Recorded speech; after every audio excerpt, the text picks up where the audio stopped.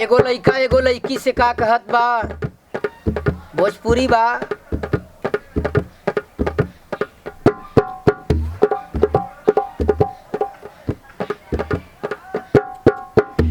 College में यह करे जा तो से भेंट हो जाई, भेंट हो जाई ये डार्लिंग, भेंट हो जाई।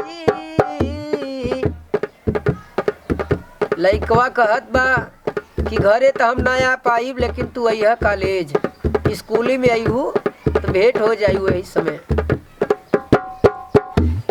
ये डार्लिंग पढ़े सुबह अइह, वही जे भेंट हो जाई।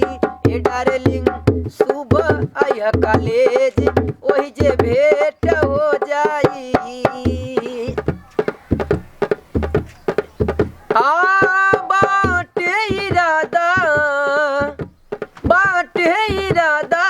खुल के करब तो से बात हो, हाँ मिलला के बाद हर होई दिल के बात हो। खाना पीना के इंतजाम हो जाई, खाना पीना के इंतजाम हो जाई। ये सुगी पढ़े सुबह अइह कॉलेज, भेंट हो जाई।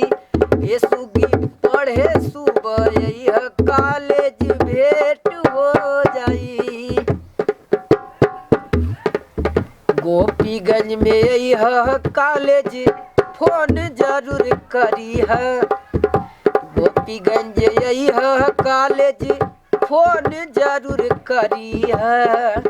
मिर्जापुर वाली रोडवा पे आपन पैर धरीह, आपन पैर धरीह। मैडम जी, हाँ मैडम जी सर जी बाड़े विषय लिखाई। मैडम जी सर जी हुए विषय लिखाई।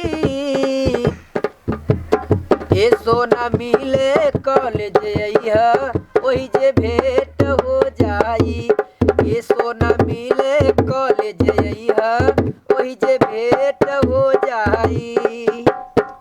भेंट हो जाई, काम सब सेट हो जाई। ओ भेंट हो जाई कि काम सब सेट हो जाई। ए डार्लिंग मिले अइह कॉलेज, वही जे भेंट हो जाई।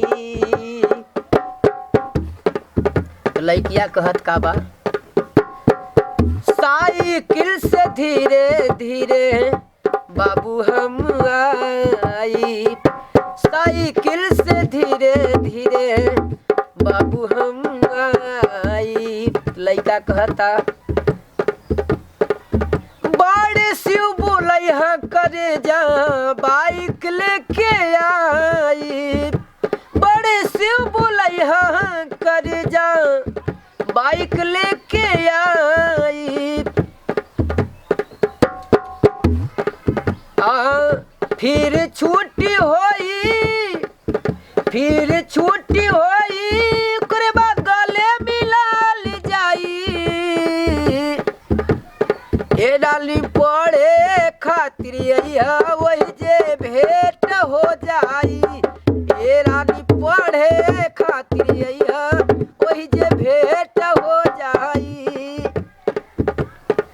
लागल बाटे 25, लागल बाटे 25, ये डार्लिंग देहा जम के किस हो।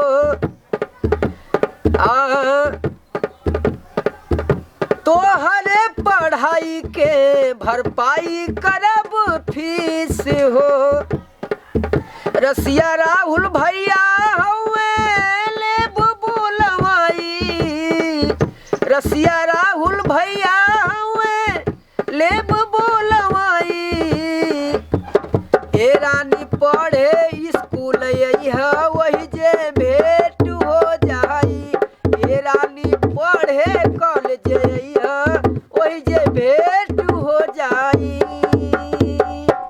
गीत अच्छा लगी दोस्तों तो आप सब कमेंट जरूर कीजिएगा। धन्यवाद।